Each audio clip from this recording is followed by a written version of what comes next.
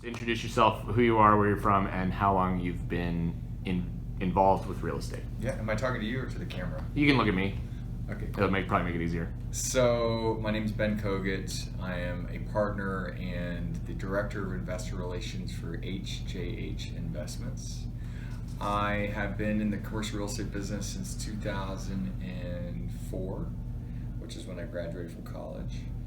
And my journey first had me as a broker, and then I came to one of these exchanger meetings and at one of the cowboy auctions, I don't know if you know the story, I bartered a diamond in exchange for equity in a commercial real estate syndication that happened to be with a man that's here at this meeting, a guy named Corey Harkleroad.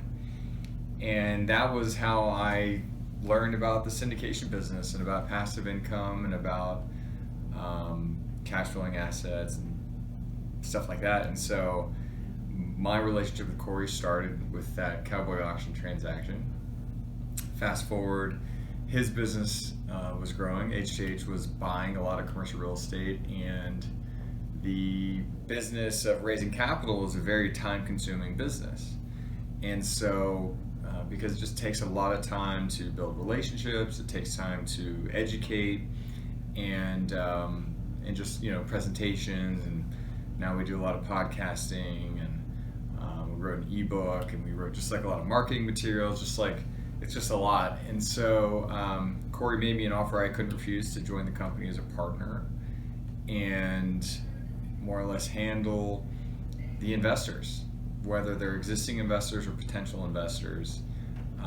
So that freed up time for him to go out and run this business, find the deals and operate the deals and oversee the rest of our management team and all that kind of stuff. And so it's been, he made me an offer I couldn't refuse by giving up my real estate brokerage business and focus pretty much exclusively on raising capital. And then I've learned some things so I've been doing this full time for about 3 years now.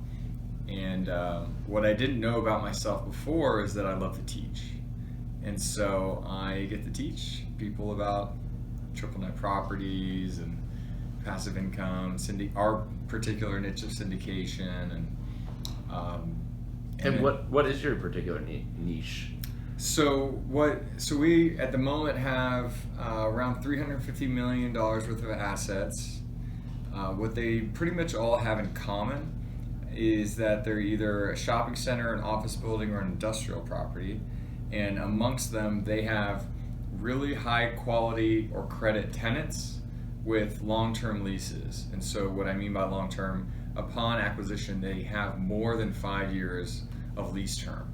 So to an extent, we know for the next 5 years, the cash flows are predictable. Beyond that, no one has a crystal ball, but we have some ways of mitigating the risk, aka we want the tenants to stay. And if we make enough offers, or we look at enough deals and we make enough offers and we do our due diligence properly, we're going to identify opportunities to invest. And then, once we've decided that we want to invest in a certain property, that's when I get involved. I go to the properties personally to help with the due diligence process, and then I communicate what I like and what I don't like about it to our investors, and then give them an opportunity to partner with us on these projects. Yeah. So it seems like very secure. Yeah, I mean, our mission is first and foremost to protect and then grow our investors' capital with an emphasis on protect. So we try to, every day we wake up and we protect our investors' capital. Awesome. Okay, cool. Okay, yeah. So now,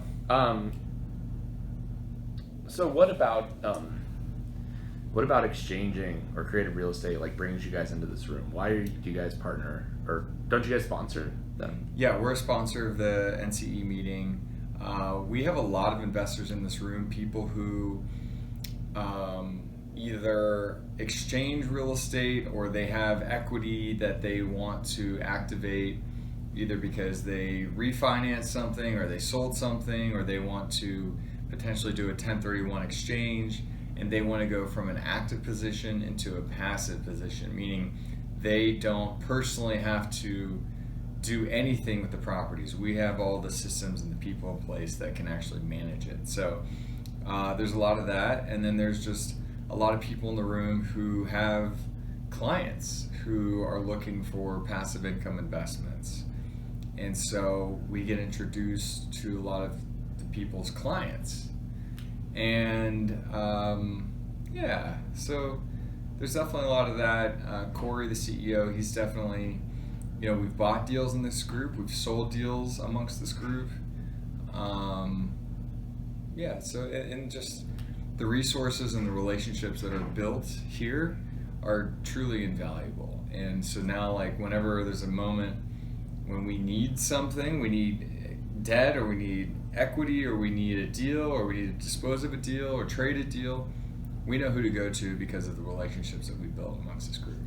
So I'm sure that there's, I guess I'm not sure, but I'm guessing that there's groups of people who meet that are just investors, right? Yeah, there's people in the room who are they have. Well, I'm saying there are probably other meetings, not NCE, Yeah. that are meetings of just investors. So how does this room differ from just a room of investors? I've been to, there's another group called the Family Office Club. So high net worth individuals are at these groups, family offices that are managing, $100 million plus portfolios.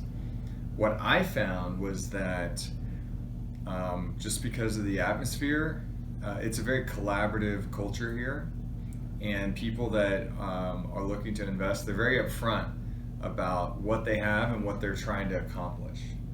Compared to this family office club meeting that I went to, or other investor meetings, I found that maybe, like, in my opinion, 80% of the attendees were people who were looking to raise capital, and people like myself, and then 20% were the ultra high net worth individuals.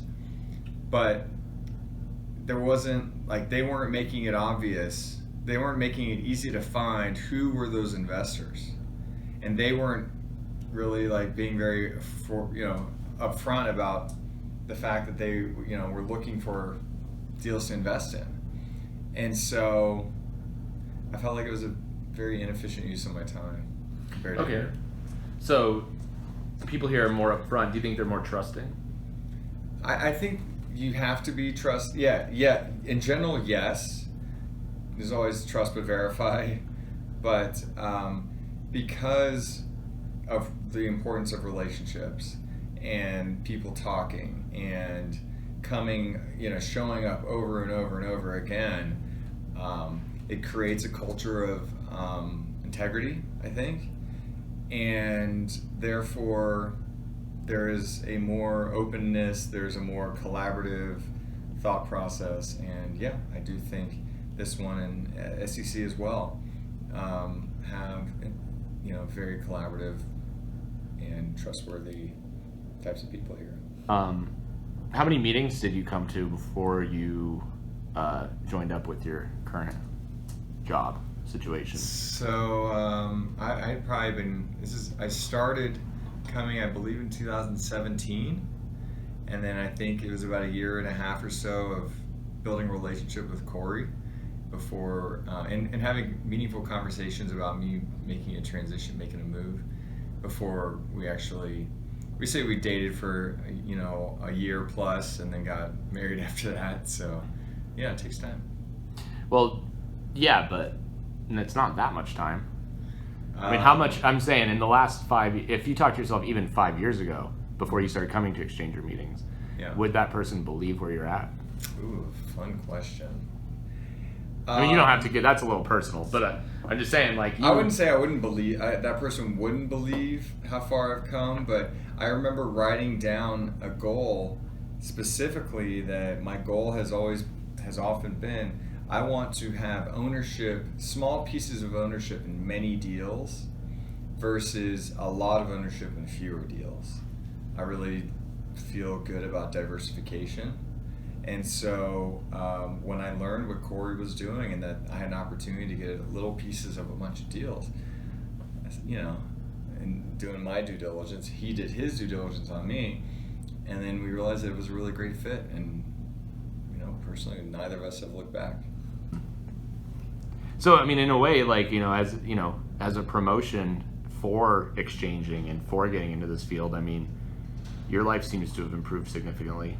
Absolutely. And so that, I mean, you only came here a year and a half, and then all of a sudden, I'm saying that's pretty crazy. It is pretty crazy. Yeah. You know? Yeah. My life is very different now than what it used to be, and I'm very grateful for that. So I guess I'll just ask the last question that I ask everyone, and we've kind of gone over it. Do you like your job? I love my job. Yeah. I feel blessed. I get to really do what I'm passionate about, which now is teaching, which is building relationships, which includes a lot of the schmoozing and dinners and coffees and just kind of like taking care of people. And on top of all that, I get to help people create their own financial freedom, right? By giving them opportunities to invest in deals that will give them monthly passive income. And so a lot of people want to be able to have that financial freedom that gives them more flexibility and freedom to spend time with family and friends and the things that are ultimately most important, or give to charity or whatever it is that they want to do. And so I feel like I found my calling. So it's pretty awesome. Do you think that you and a lot of the other people in that room are making the world a better place? I do think we're making the world a better place, and I think that there's a lot of wisdom and knowledge in that room that is different. And I love that you guys are recording these things so that you can share some of this wisdom and knowledge, and let other people make their lives better too, which at the end of the day makes the world a better place. So yeah. There you go. Amen to that. Thanks so much. Thank you.